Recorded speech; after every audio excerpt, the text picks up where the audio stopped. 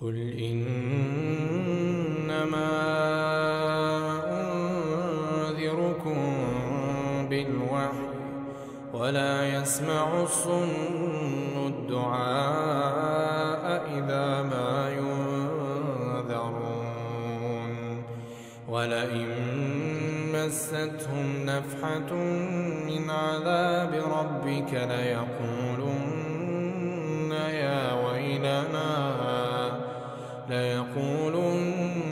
يا ويلنا إنا كنا ظالمين ونضع الموازين القسط ليوم القيامة فلا تظلم نفس شيئا وإن كان مثقال حبة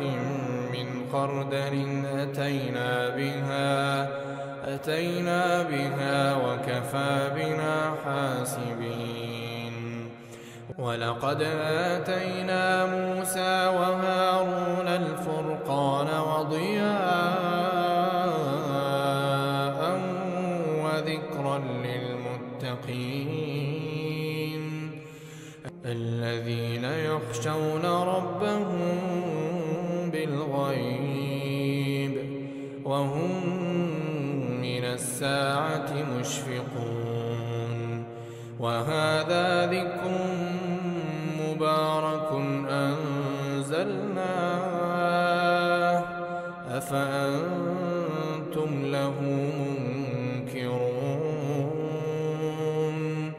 ولقد آتينا إبراهيم رشده من قبل وكنا به عالمين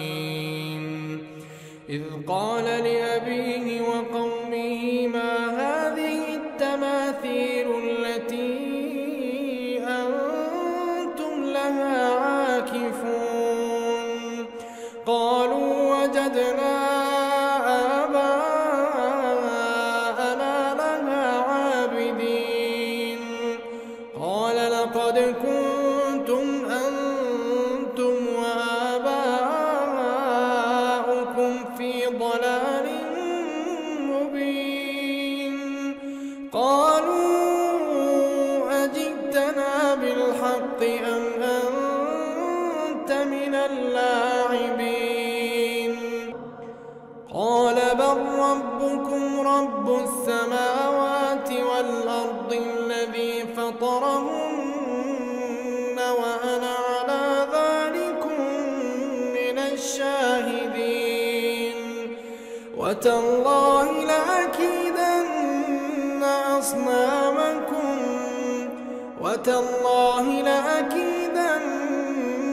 أصنامكم بعد أن تولوا مدبرين فجعلهم جذاذا إلا كبيرا لهم لعلهم إليه يرجعون قالوا من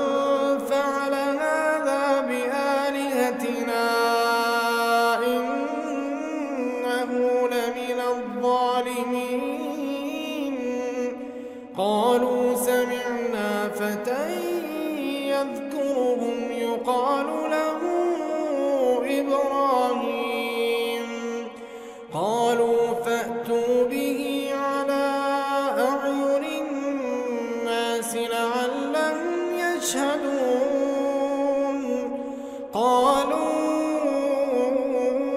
أأنت فعلت هذا بآلهتنا يا إبراهيم قال بل فعله كبيرهم هذا فاسألوهم إن كانوا ينطقون فرجعوا إلى أنفسهم فقالوا إنكم أنتم الظالمون ثم نكسوا على رؤوسهم لقد علمت ما هؤلاء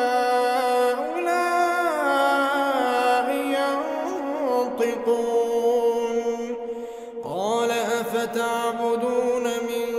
دون الله ما لا ينفعكم شيئا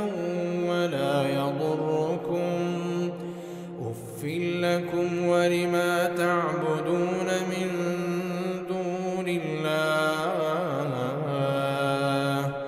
أفلا تعقلون قالوا حرقوه وانصروا آلهتكم إن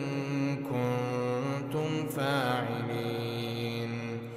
قلنا يا نار كوني بردا وسلاما على إبراهيم وأرادوا به كيدا فجعلناهم الأخسرين ونجيناه ولوطا إلى الأرض التي باركنا فيها للعالمين ووهبنا له إسحاق ويعقوب نافلة وكلا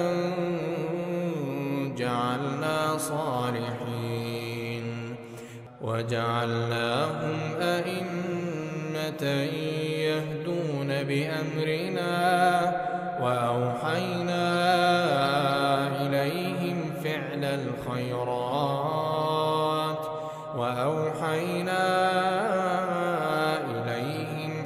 الخيرات وإقام الصلاة وإيتاء